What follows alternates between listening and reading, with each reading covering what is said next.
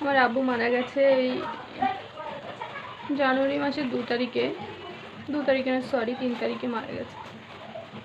প্রচণ্ড কষ্ট হচ্ছে, যত দিন যাচ্ছে তত আমার আব্বুর অভাবটা আমরা বুঝতে পারছি। প্রচণ্ড কষ্ট হচ্ছে, সবাই একটু দোয়া করো, আল্লাহ যেন তাকে বেহেশতে নসিব করে। সবাই একটু দোয়া করো। এই 9 মাস হয়ে গেল দেখতে দেখতে।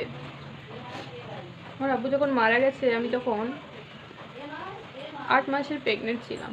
8 মাস আমার জীবনের সব থেকে কষ্টের দিন হলো সেটা।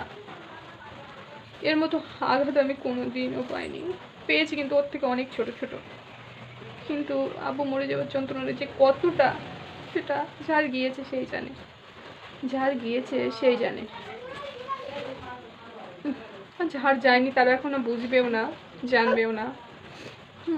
যখন তাদের যাবে তখন তারা বুঝতে পারবে যে কি চলে গেছে।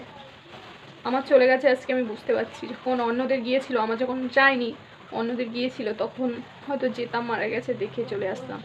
তা তাদের কষ্টটা আমরা কিন্তু বুঝতাম না, হয়তো একটুখানি যতক্ষণ সেখানে থাকতাম তাদের কষ্টটা উপভোগ করতাম, কিন্তু তারপরে আবার চলে আসতাম, কষ্টটা মলিন হয়ে যেত। কিন্তু এখন আমার গিয়েছে, আমি বুঝতে পারছি যে আমার কী জিনিস চলে গেছে। আজ 9 মাস হয়ে গেল। প্রথম ভুলেছিলাম, অনেকটা দিন ভুলেছিলাম। আল্লাহ ভুলিয়ে রেখেছিল, কষ্টটা অনেক দূর করে রেখেছিল। জানতাম আছে, কোথাও না কোথাও আছে, কিন্তু এখন আর মনকে বুঝ দিতে পারছি না। দিনের পর দিন যত দিন যাচ্ছে তত কষ্টটা বেশি উপভোগ করছি। প্রচণ্ড কষ্ট হচ্ছে, প্রচণ্ড। সে কষ্টর কোনো মানে নেই। বুক ফুলিয়ে মন ফুলিয়ে কাঁদতেও পারি না।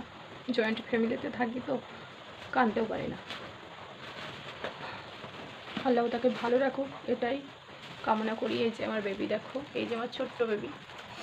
মাম্মা তাকাও, ওইয়া না, এদিকে দেখো, এদিকে দেখো, এই যে এই যে এই যে আমার ছোট্ট মাম্মাটা। আমার মাম্মাটা তখন 8 মাসের আমি প্রেগনেন্ট ছিলাম, আমার গর্ভে ছিল, তখনই মারা গেছে। আমার বিয়ে হচ্ছে এই যে 2017 সালে আমার বিয়ে হয়েছে। আমার প্রথমে একটা ছেলে আছে, ছেলের বয়স এই 8 বছর। আমার ছেলেকে দেখতে পাবে, এই যে ও বাইরে বসে আছে। আমি কান্নাকাটি করলে ওর প্রচণ্ড কষ্ট হয়, কান্নাকাটি করলে ও জিজ্ঞাসা করবে কি কেন কাঁদছো, কী জন্যে কাঁদছো। সবাইকে তো বলা যায় না, সবসময়। আমি মন খারাপ করে বসে থাকলে আমার হাজব্যান্ডও এসে জিজ্ঞাসা করে কী হচ্ছে, কাঁদছো কেন। আমি যে কী জন্যে কাঁদছি সেটা শুধু আমিই জানি। সবাই আমার আব্বুর জন্য একটু দোয়া করবে, তাকে যেন আল্লাহ বেহেশতের নসিব করে। আর আমার এই ছোট্ট চ্যানেলটাকে সবাই একটু সাপোর্ট করবে, যাতে এই অভাগী বোনটা একটু হলেও এগিয়ে যেতে পারে। এটা আমার ফার্স্ট ব্লগ, প্লিজ সবাই সাপোর্ট করো।